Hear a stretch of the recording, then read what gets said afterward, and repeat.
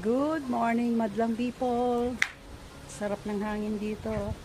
Ayan, yung mga na-harvest ko kanina. Sinong may gusto? Mabigat. Kasi, ang lalaki nila.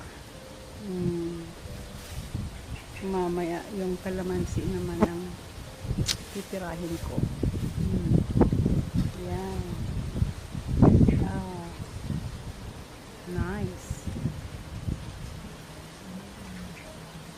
Happy lang. Bawal ang sad.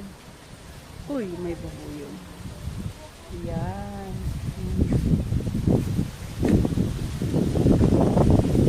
We're going to the market. Get something to eat. Because the avocado is not yet ready to eat.